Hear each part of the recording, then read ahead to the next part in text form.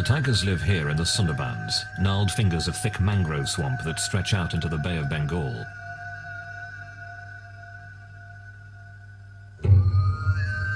In this dense, tangled forest, every year, people are killed and eaten by tigers.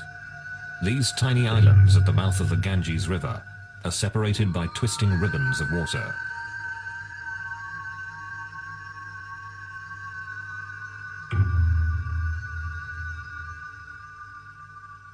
The isolated clumps of mud and forest make up the Sundarbans Tiger Reserve.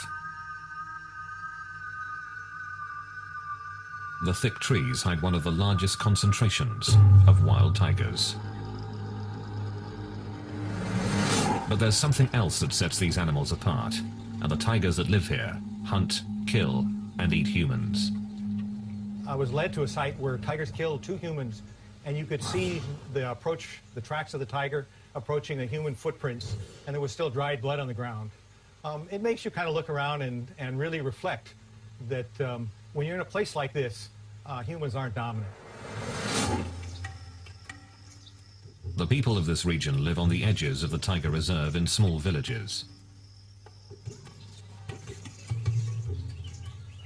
The menace that lurks in the forest surrounds them.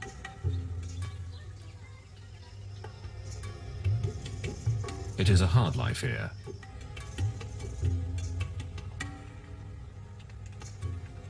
Most make their living by fishing or collecting honey. The best fishing and the richest stores of honey are found deep in tiger territory. Normally, this area is closed to visitors, but authorities do give villagers permission to enter to make a living.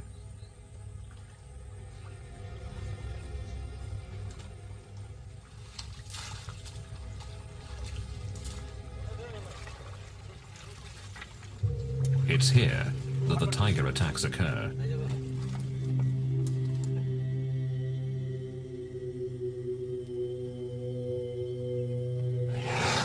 No one knows how many people have been killed by tigers.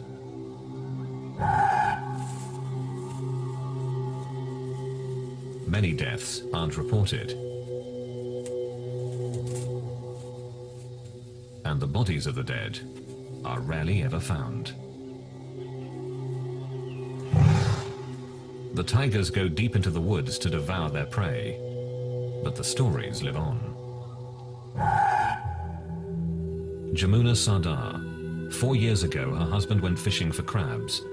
It was the last time she saw him alive. Sunil Mondal tried to wrench his son from the mouth of a tiger. He failed. And now his son's wife, his son's family, his son's daughter are all left behind.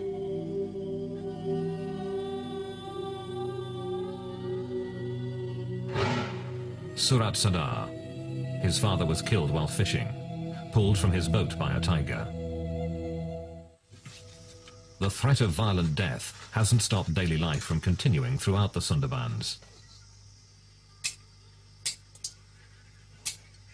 Every day, Kamala Mondal can be found at her small village store.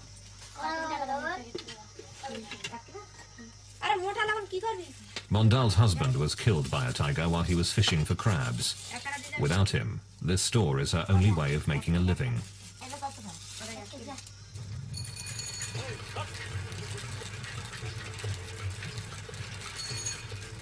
Sudesh Naday is a doctor who works in many of these villages.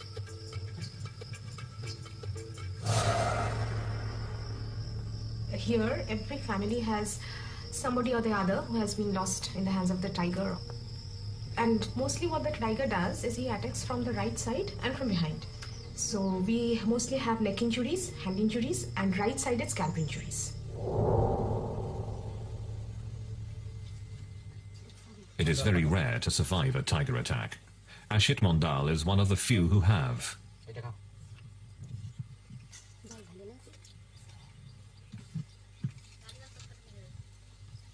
Just a few months ago, Mondal was deep in the Sundarbans, fishing for crabs, when suddenly he came face to face with a tiger. We're very poor here. We fish for our livelihood. One day, I was standing on the boat, pulling in a net. when a tiger came running from the jungle. He saw that I was on the boat and came charging towards me. He jumped into the water, then swiped at me with his paw. The force of it pulled me off the boat. The tiger pulled me down into the water and tried to bite the back of my neck, but it was hard for him to find the right grip. He clawed at the top of my head, scraping off the soft skin and tissue. I hit the tiger as hard as I could, and he ran off. In a few savage moments, Mondal's life would be changed forever.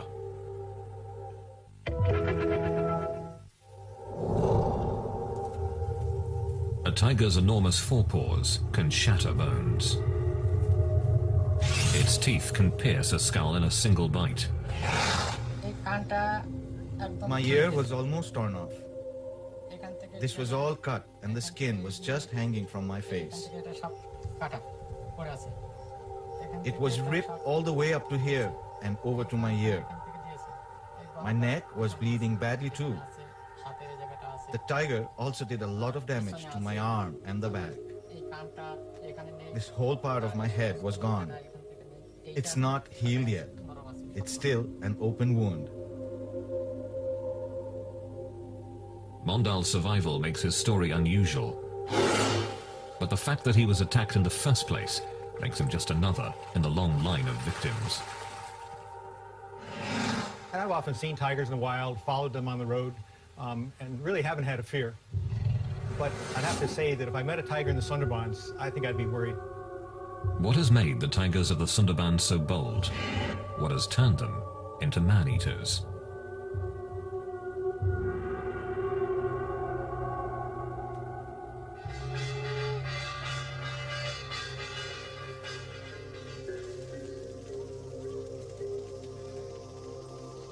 Tigers are a deeply entrenched part of the culture in the Sundarbans, a fearsome thread woven into the tapestry of everyday life.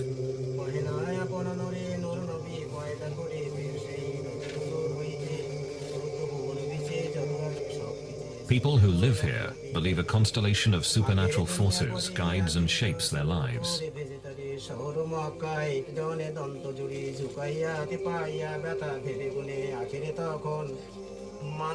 Before entering the forest where the tigers live, the priests and elders of the Sundarbans pray with the villagers, asking for protection.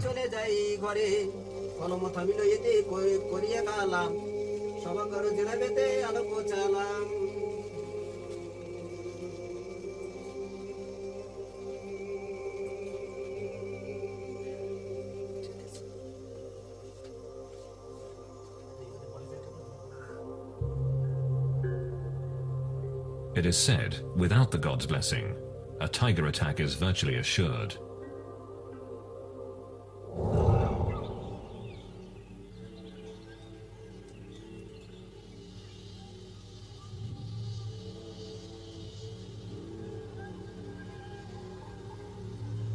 Bandhavgarh National Park is one of those places where wild tigers roam. Found in the heart of India, it is one of a handful of tiger reserves in the country. It has a rich history. In Indian legend, this fort, which dominates the park, was a gift from the great Lord Rama himself.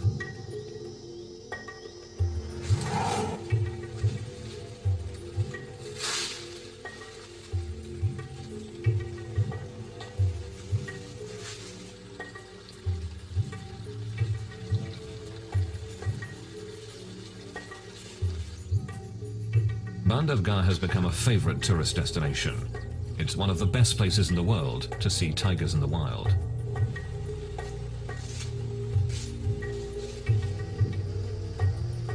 These are Royal Bengal tigers, the same type of tiger that lives in the Sundarbans. And like the Sundarbans, this is certainly not a zoo. The tigers here track and hunt their own food.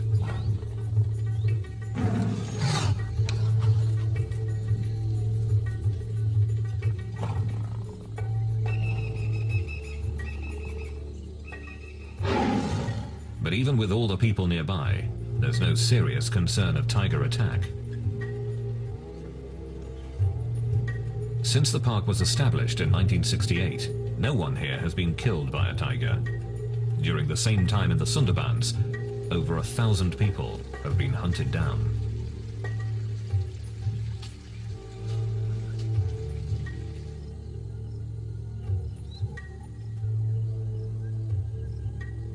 The classical image of the man-eating tiger is that man-eaters were an exception, and they were old, and they were injured, sick, and they couldn't kill game or livestock. So they had to kill people. People are easier prey than our game and than our livestock very often. It seems to me there are two types of man-eaters. There are man-eaters that get injured and are desperate for prey. But deep in the Sundarbans, they're killing even when they're very healthy. Living in the shadow of the man-eating tigers is part of daily life in the Sundarbans.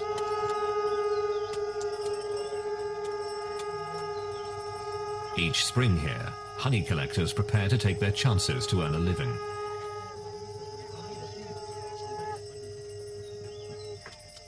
The danger of entering the forest makes this a solemn occasion.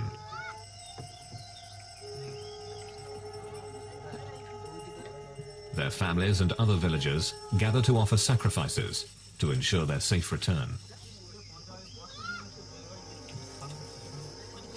But even with the permission of the park rangers and the blessing of the local priests, men from these villages enter the forest, never to return.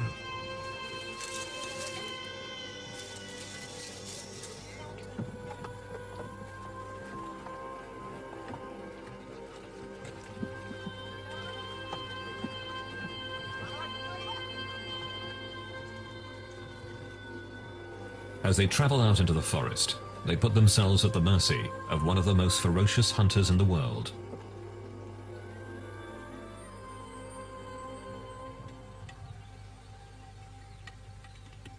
The murky waters, muddy banks and thick swamps of the Sundarbans make it almost impossible to see the tigers here. Very few researchers have braved the hostile environment.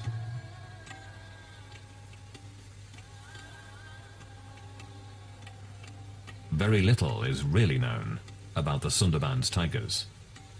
The Sundarbans at first seemed to me a pretty exotic place. Nowhere else in the world do tigers live in a mangrove habitat. And it's hard to walk. The pneumatophores make it, I think, difficult even for tigers to go through some habitat. There's deep mud. But there's one thing that tigers need. There's abundant prey, and that's why there are a lot of tigers there. A census is conducted in the Sundarbans to try to answer one of the most basic questions about the tigers of the region. How many are there? The census takers are forest guards who search the muddy banks of this area for tiger tracks.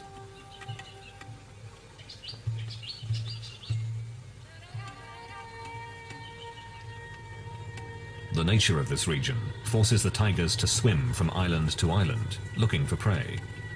While all tigers are comfortable in the water, the tigers in the Sundarbans have become especially adept here.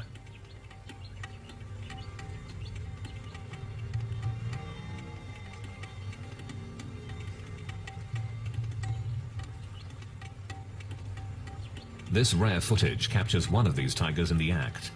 Seeing a tiger in deep water can be the last thing a fisherman here ever sees.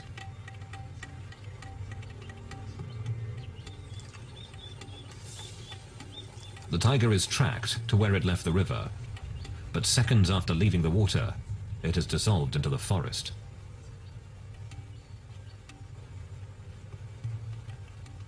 The dense wall of green can easily hide a killer.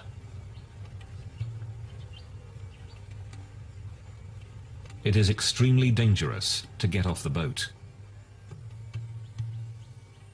A census taker offers a small prayer for safety. Field Director Pradeep VS says they take other precautions as well.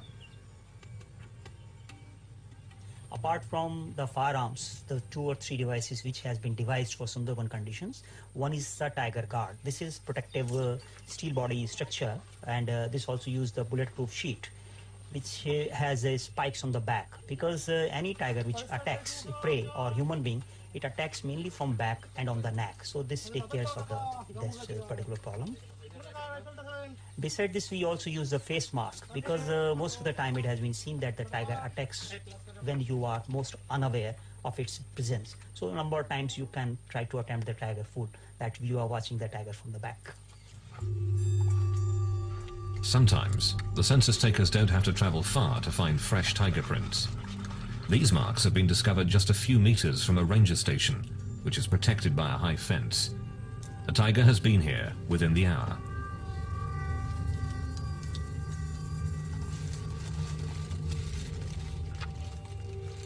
While some work quickly to gather the print, the others keep watch on the forest.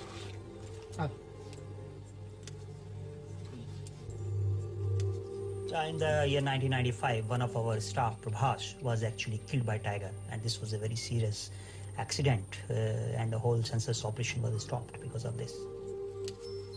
Each tiger's paw print is unique, as individual as human fingerprints. By comparing this imprint to other casts, they can learn if this is a new animal or not. In this way, a rough census of the tiger population is gathered. This paw print, and others like it, are giving insights into this unique animal.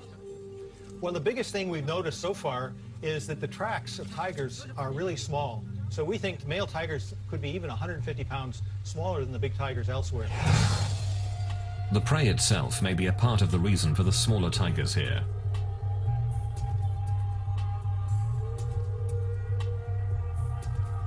The largest animals tigers eat in the Sundarbans are about a quarter of the size of tiger prey available in the rest of India.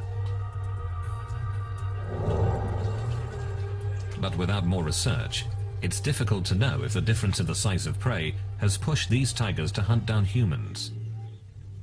The honey collectors are now deep within the forest, in tiger territory. With the blessing of the tiger god, the collectors search for beehives.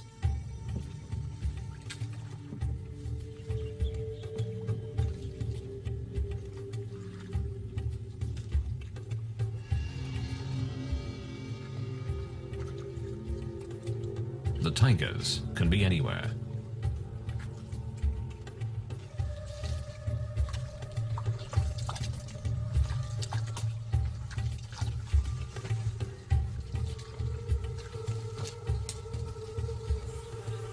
But the reward is worth the risk. This is what the honey collectors have searched for: hives dripping with bees and honey.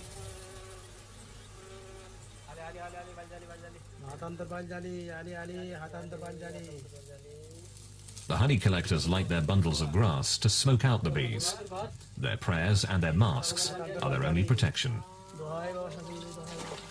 There is a story that tigers never attack people from the front, but always from behind. And therefore they have carried out an experiment in the Sundarbans, and they've given the people masks to put on the back of their heads when they were walking through tiger areas. And in the beginning, the tigers seemed to fall for this ruse. But then they cottoned on, and they discovered that this was a ploy. And they, again, attacked people even though they were wearing a mask.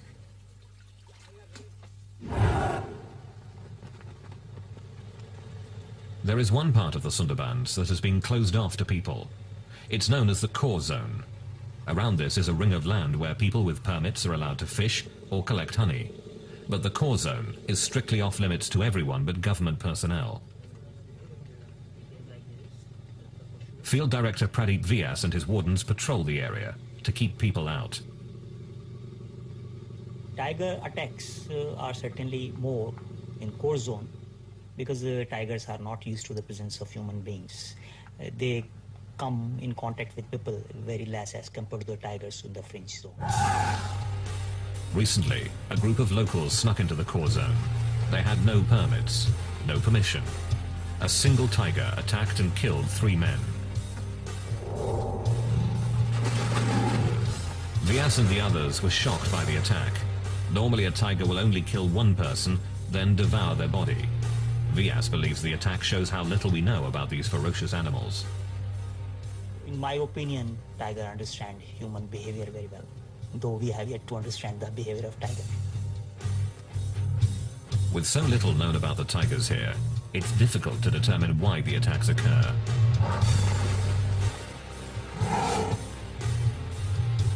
Perhaps the very nature of this place can explain why the tigers in the Sundarbans are the last in the world to hunt humans.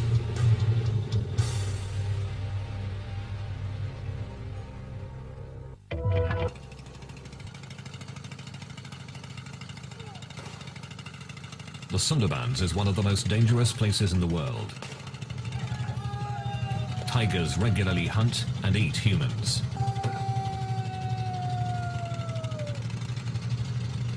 In this remote part of East India, park rangers take unusual measures, hoping to keep tigers away from the villages, hoping to keep predator and human prey apart.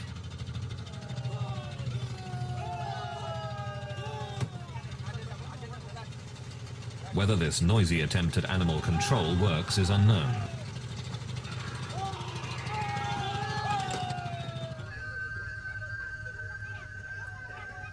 This extreme effort to keep tigers away from the villages of the Sundarbans is not duplicated in other tiger reserves in India. Here at Bandhavgarh National Park, villagers ring the tiger reserve, just as they do in the Sundarbans. But no one can remember the last time someone was killed by a tiger.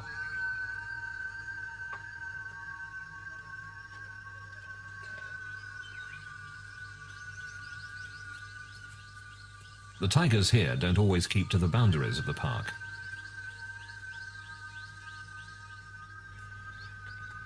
They regularly enter this village in search of prey, but strangely, have never attacked people.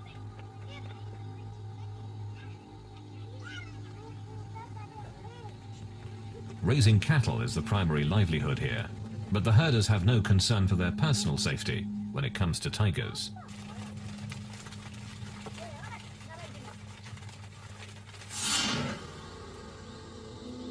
This tiger, B2, is the best-known cattle killer in Bandhavgarh.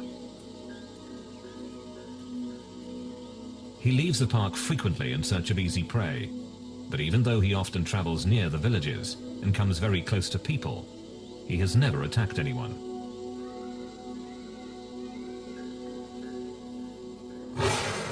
Every day, herders near Bandhavgarh take their cattle out to graze. They don't enter the park, but keep to the land just outside Bandhavgarh's boundaries. B2 and other tigers, of course, don't know where those boundaries are. When B2 sees cattle, what he sees is easy prey, no matter where it is.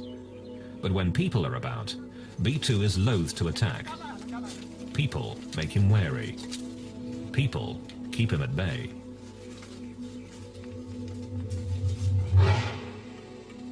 B2's most legendary hunt took him far outside the park. There he killed a large cow and dragged it back towards his territory. In a display of amazing strength, he threw the animal over a fence before feeding on it for 2 days. But B2 has never hunted people. His size, strength, and quickness is superior to any human. But he has never attacked.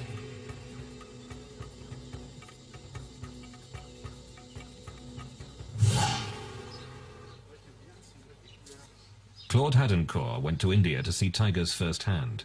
What he saw almost cost him his life. The tiger attacked the car while we were stopped.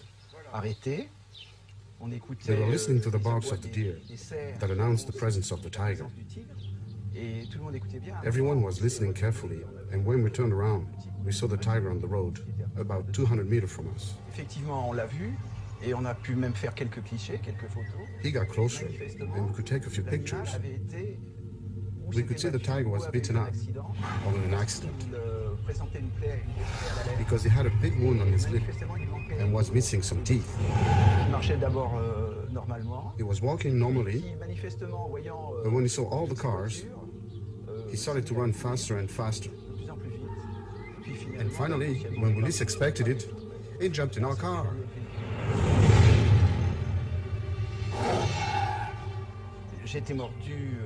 I was bitten on the arm and on the hand. And why the hand? When the tiger leaped on me, I fell back. And I instinctively protected myself with my arm on my head. It was a terrifying attack, but a once-in-a-lifetime event. In the Sundarbans, though, the tigers hunt and kill humans regularly. We are in the jungle, fishing, and we are looking for firewood to cook with. In the forest, I saw a tiger lying down. Then it suddenly jumped on my brother. The tiger ran off with my brother in his mouth. I followed him with my axe. And as I ran, I thought, what will I say to my mother or my brother's wife if I go back home without him? I decided to kill the tiger and bring back my brother. I kept running and was able to hit the tiger with my axe. The tiger dropped my brother and ran away. I picked up my brother and tried to bandage his head. I screamed for help, but nobody came. I carried my brother toward the shore, and as I walked, he died.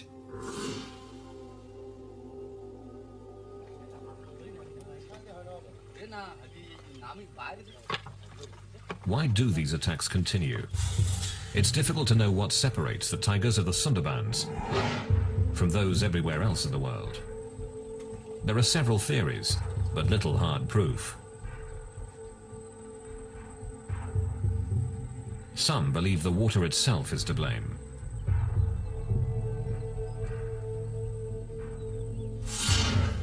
Because the Sundarbans rest on the Bay of Bengal, the salt content of the water is quite high.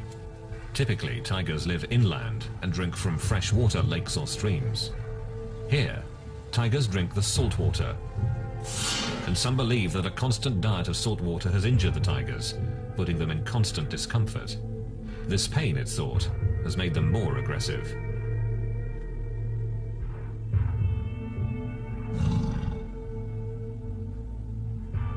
Freshwater ponds were dug to provide an alternative for the tigers, but the attacks persisted. While an intriguing notion, there has never been proof that the high salt content is behind the attacks on people. Another theory is also tightly bound to the waters here. Understanding the tides is crucial to fishing in the Sundarbans.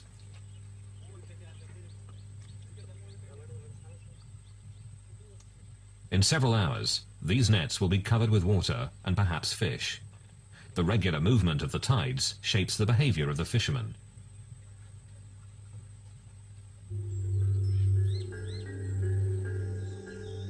And some who study the tigers of the Sundarbans believe that tides may also make these animals unusually aggressive. Another thing that's really difficult in the Sundarbans, and it's a problem for tigers, in that most of the area floods tidally twice a day, and then in the neap tides, the really high tides, almost all of the Sundarbans is flooded. And we really wonder where tigers den. They may have a problem finding a dry spot to den. There is another theory that the tigers of the Sundarbans are more aggressive than others because conflicts that would be avoided through scent markings have to be played out. When the area floods, scent markings that define tiger territory are washed away. Aggression then becomes the only way to defend the territory.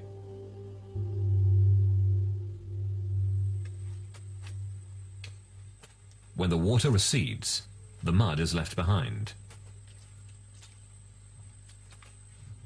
Some believe this mud makes it more difficult for the tigers to hunt, so they resort to easier prey, man. Another theory suggests that tigers don't knowingly hunt humans. Making a living in the Sundarbans is back-breaking work. Collecting firewood or rigging nets means constant stooping and bending. Some experts believe that in this vulnerable position, tigers can mistake a person for a small deer.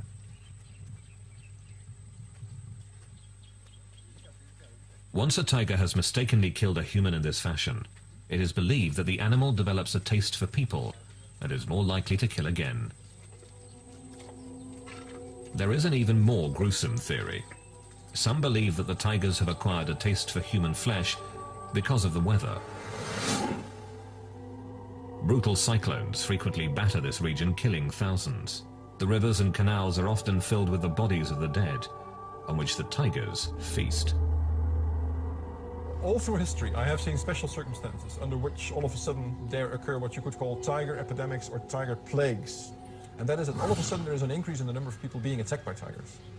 And I would say in 9 out of 10 cases, that is because there has been a sudden increase in the number of dead bodies of people, dead people. Either because of an epidemic, cholera, smallpox, or because there's been a cyclone, a tornado, a flood. And that's because all of a sudden there is a surplus of human bodies. And tigers thrive. They have more food than they can use. The list of theories grows, but is inconclusive. The tigers in the Sundarbans are certainly unique, and perhaps the explanation for their behavior can be found by looking not at tigers, but people.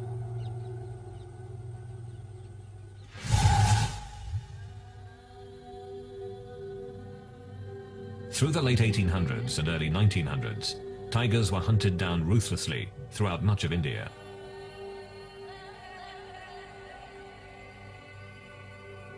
But what is less well known is that tigers were taking their own.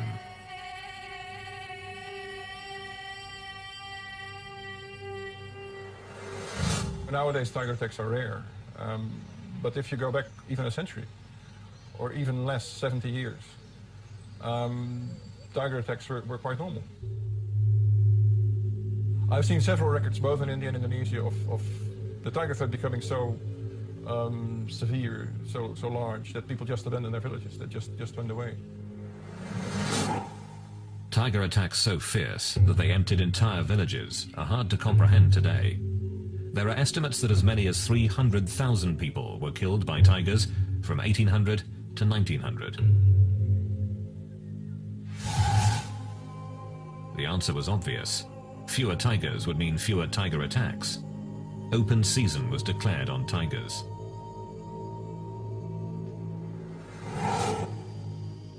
Closely studying this history challenges the belief that only sick or injured tigers have been man-eaters.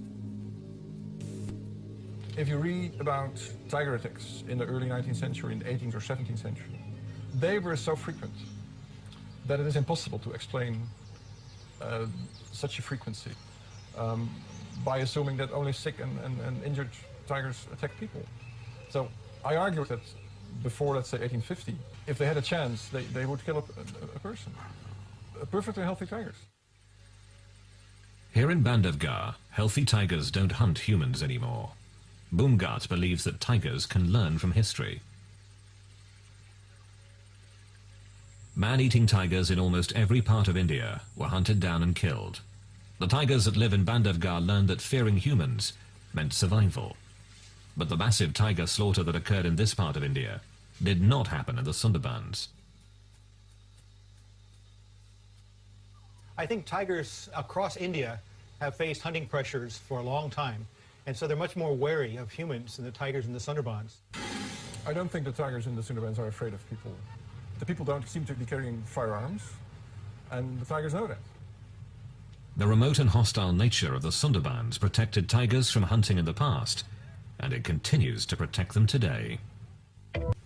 Even when they know that a tiger's a man-eater, if it lives in the middle of the Sundarbans, there's not much they can do about it. They can't really hunt it, and they don't. The dense maze of mangrove swamps allows these tigers to continue to hunt humans, as tigers all across India once did. From mother to cub, tigers here have passed on a taste for humans from generation to generation.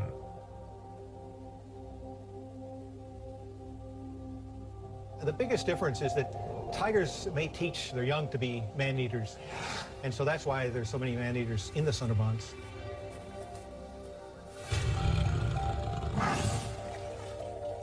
Not fearing humans, the tigers here keep hunting them, and the killing continues.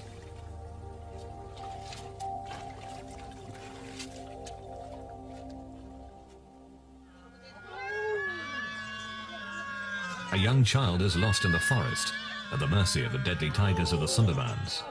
This play tells the story of daily life in this hostile land, of the very real danger that lurks in the wild, beyond the villages.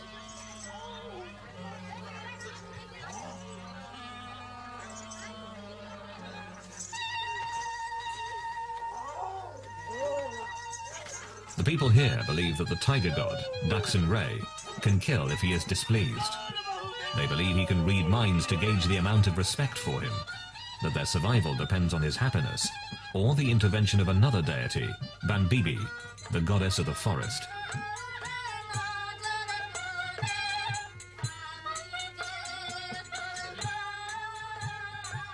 It is a constant balance between life and death.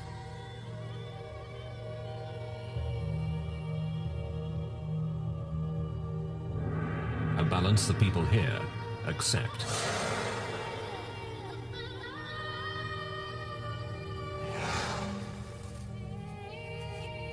They realize that while the tigers make the forest dangerous, that very danger protects the forest and their livelihood. Most of the people in this zone are poor, and for their survival they have to go for fishing and other things. But they also admit that tigers' presence in this forest is essential for their own survival, because of these tigers, these mangrove forests are surviving.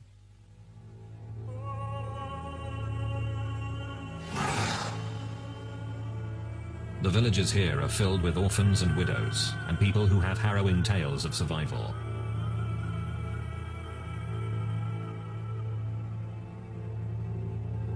It is the reality of life in the Sundarbans.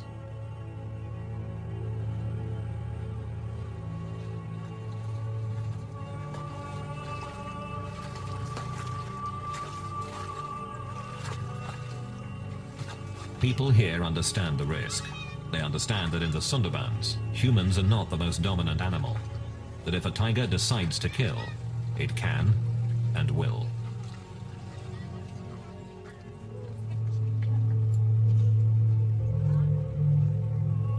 This is a place which has remained virtually untouched by time.